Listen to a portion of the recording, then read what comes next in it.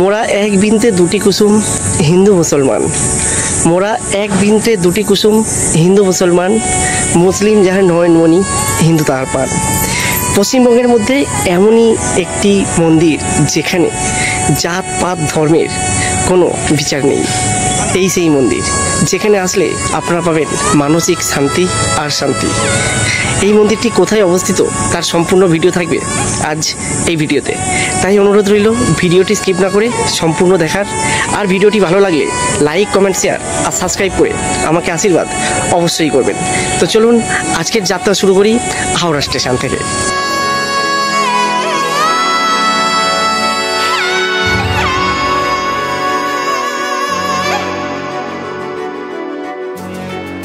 তো নমস্কার বন্ধুরা, সকলে কেমন আছো? আশা করি আপনারা সকলে অনেক ভালো আছেন আর সুস্থ আছেন।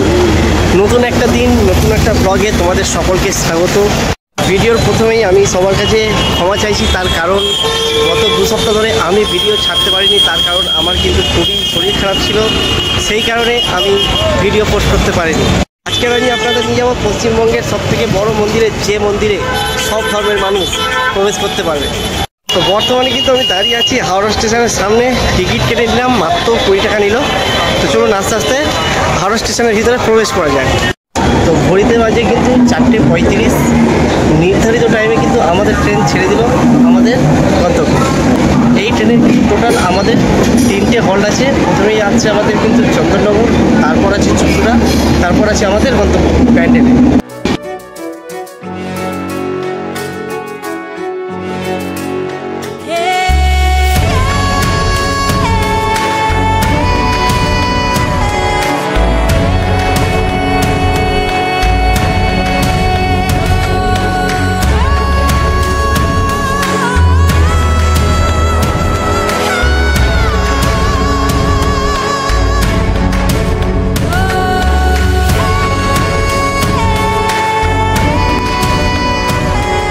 তো ফাইনালি কিন্তু আমরা পৌঁছে গেলাম প্যান্ডেল জংশনে। কলকাতা থেকে 38 কিলোমিটার পথ অতিক্রম করে আমরা নির্ধারিত টাইমে পৌঁছে গেলাম।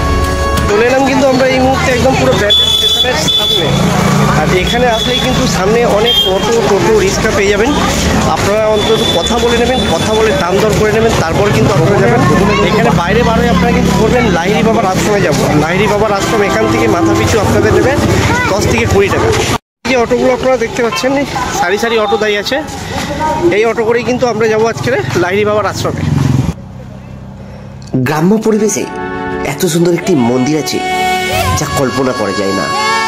রাস্তার দুপাশ থেকে আপনারা যখন যাবেন, সবুজ অরণ্যে ভরা, আর দৃশ্যটি শুধু দেখুন কতটি সুন্দর, যেখানে আসলে আপনার মন ছুঁয়ে যাবে।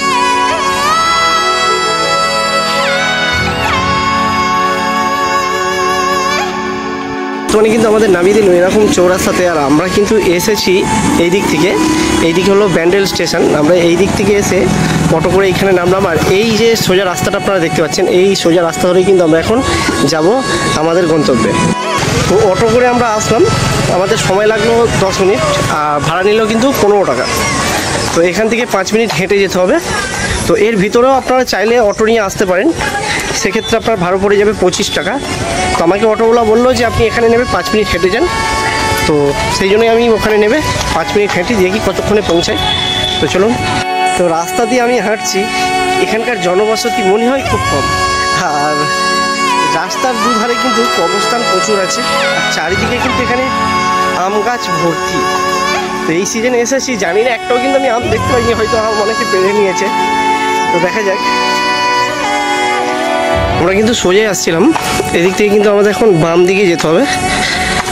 বাম দিক থেকে এই টার্নিং নিলেই কিন্তু আমাদের আজকের গন্তব্য। আর এই যে অটো কাকাগুলো আছে আপনারা দেখতে পাচ্ছেন, এগুলো কিন্তু সব রিজার্ভ করে এসেছিলো। আপনারা চাইলে কিন্তু এখানে রিজার্ভ করেও আসতে পারেন, সেক্ষেত্রে আপনার ভাড়া লাগবে 200 টাকা। আপনারা চাইলে এই অটোগুলো কিন্তু আপনারা রিজার্ভ করেও আসতে পারেন। অটোওয়ালার নাম্বার আমি ডেসক্রিপশন বক্সে দিয়ে রাখবো, আপনারা চাইলে কিন্তু কন্ট্যাক্ট করে নিতে পারেন।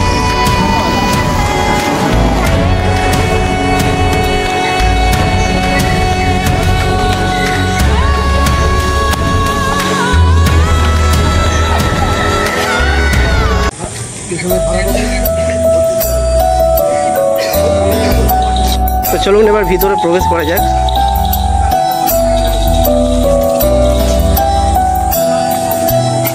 তো এখানে কিন্তু ভিতরে প্রবেশ করলে আপনারা দেখতে পাবেন দুদিকে দুটো হাতি আছে, আর ডান দিকেই আছে কিন্তু এরকম একটা খুব সুন্দর শিব মূর্তি আপনারা দেখতেই পাচ্ছেন।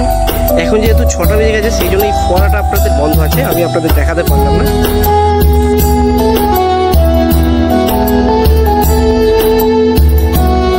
প্রবেশ করলেই কিন্তু খুব সুন্দরভাবে সাজানো আর এবং রাস্তাগুলো দেখুন আলপনায় ভরা, বেশ ভালো লাগছে। আর চারিদিকে কিন্তু এরকম পশু আছে, দেখুন এখানে রাজহাঁস আছে, বিভিন্ন ধরনের হাঁস আছে। আর দুই সাইডে কিন্তু গোলাপ ফুল ভর্তি আছে। সব থেকে আপনাকে বলতে হবে এই যে আপনার ব্যারিকেড মতন একটা দরজা আছে গাছ দিয়ে, খুব সুন্দর লাগছে, আপনারা দেখতেই পাচ্ছেন।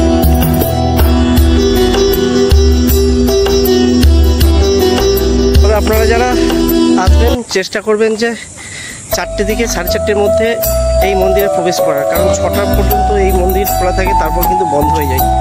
তো আমি মন্দির কর্তৃপক্ষকে রিকোয়েস্ট করবো আমাকে একটুখানি ভিডিও করার জন্য, দেখা যাক কি হয়। প্রবেশ করলেই আপনারা বাম দিকে দেখতে পাবেন জগৎজননী ওমার পৃথিবী থেকে কৈলাসে ফিরে যাওয়া দৃশ্য সুন্দর করে ফুটিয়ে তোলা হয়েছে, এবং তার ঠিক ডান দিকে রয়েছে মা জগদ্ধাত্রী মায়ের মন্দির। অপূর্ব দৃশ্য, খুব সুন্দর লাগছে এই মায়ের মন্দিরটি দেখে। আর দুদিকে দুটি সিংহ দাঁড়িয়ে আছে। প্রবেশ করলে দেখতে পাবেন খুব সুন্দর কাঁচের তৈরি ময়ূর, আর সন্ধ্যেবেলায় কিন্তু এদিকে আলোগুলো জ্বলে উঠেছে, বেশ ভালো লাগছে, আপনারা দেখতেই পাচ্ছেন। সামনে একটা ছোট মতন পার্ক হবে, সেখানে দোলনা আছে আর বাচ্চাদের স্লিপ খাওয়ার জায়গা আছে। তো মন্দিরের এটাই হলো রাস্তা। এখান থেকে আপনারা যখন প্রবেশ করবেন ডান দিকে দেখতে পাবেন এরকম জুতো রাখার জায়গা আছে, এখানে আপনারা জুতো খুলে তবেই কিন্তু আপনাদের প্রবেশ করতে হবে।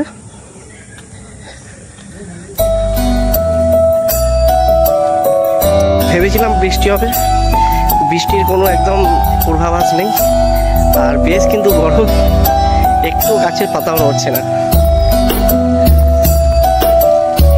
এরকম কিন্তু সুন্দর একদম পরিষ্কার দেখতেই পাচ্ছেন, আর চারিদিকে এরকম স্টিলের র্যাক করা আছে, একদিকে প্রবেশের জন্য আর একদিকে বাইরের জন্য।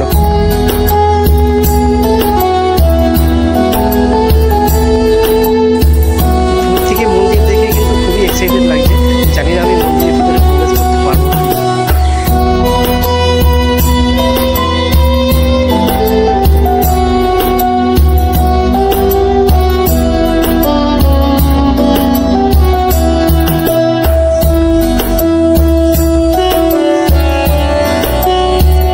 ভিতরে প্রবেশ করি, প্রবেশ করেই কিন্তু আপনাকে প্রথমে মুগ্ধ করবে এত সুন্দর এই মন্দিরটা।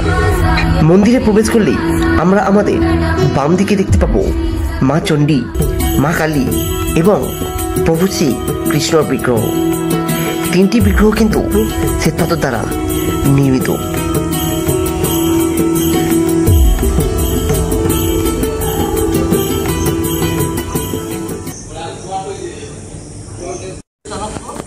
এবং এখানে কিন্তু একটা খুব সুন্দর ঘন্টা আছে, আপনারা চাইলে বাজাতে পারেন।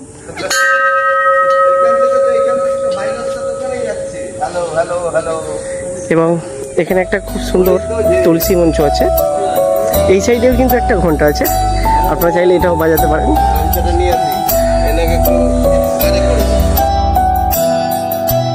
এবং মন্দিরের ডান দিকে রয়েছে প্রভু শ্রী রাম, প্রভু শ্রী লক্ষ্মণ এবং মাতা সীতার বিগ্রহ। অসাধারণ লাগছে, আপনারা দেখতে পাচ্ছেন এখানে কিন্তু 3টি মূর্তি শ্বেতপাথর দ্বারা নির্মিত, এবং সব থেকে নিচে এই হলো কিন্তু মন্দিরের মূল প্রবেশদ্বার। আমি অনেকটা লেট করে এসেছি, তাই আজকে আমি আপনাদের মূল গর্ভগৃহ আপনাদের দেখাতে পারলাম না। পাচ্ছেন মা দুর্গাকে কিন্তু কাঁধে করে নিয়ে যাচ্ছেন, তার উল্টো দিকে এই যে মন্দির, মন্দিরের পাশ থেকে এই যে রাস্তাটা চলে আসছে, এই রাস্তা ধরে আপনারা যদি সোজা আসেন এখানে কিন্তু আপনারা দেখতে পাবেন একটা মসজিদ। আমি আগেই আপনাদের বলেছি এই মন্দিরে আসলে কোনো জাতপাত জাতি ধর্মের কোনো ভেদাভেদ নেই।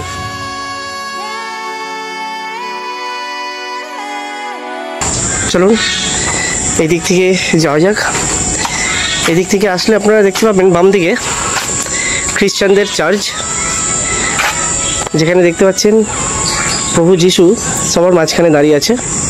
বেশ অসাধারণ লাগছে।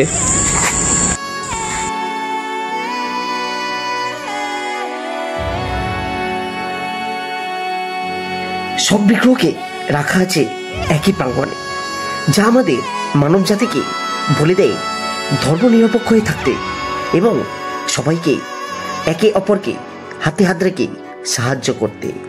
তার কারণ ঈশ্বরের কাছে সবথেকে বড় ধর্ম হলো সেবা।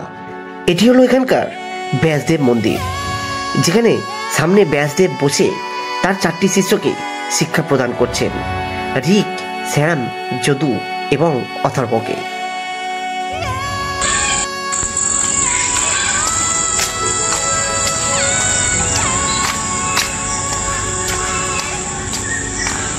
এখানে আছে লোকনাথ ঠাকুরের একটি বিগ্রহ।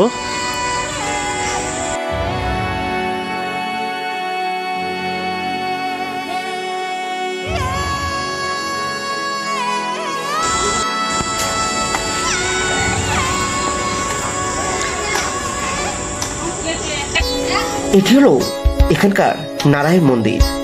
এখানে প্রভু নারায়ণ স্বর্ণমণ্ডিত এবং তার হাতে রয়েছে চক্র, ত্রিশূল, শঙ্খ এবং পত্র।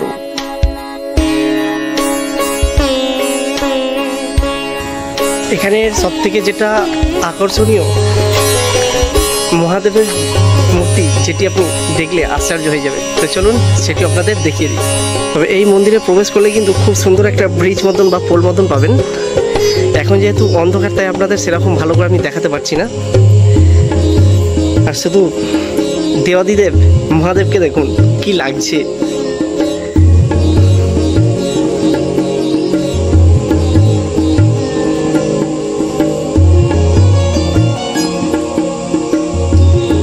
এই যে মন্দিরের পাশ থেকে কিন্তু এরকম রাস্তা আছে, আপনারা চাইলে কিন্তু প্রদক্ষিণ করে আসতে পারেন।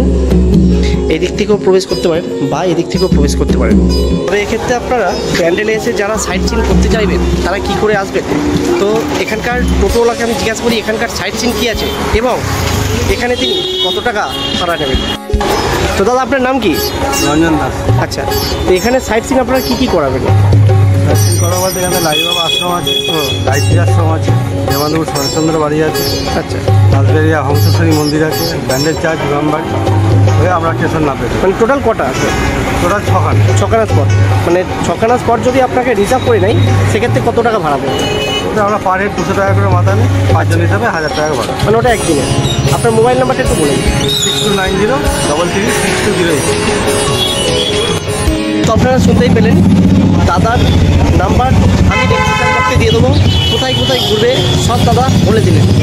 আপনারা যদি প্রয়োজন হয় অবশ্যই কিন্তু দাদাকে কন্ট্যাক্ট করবেন, আর আমার চ্যানেল করে আসলে অবশ্যই কিন্তু কম নেবে।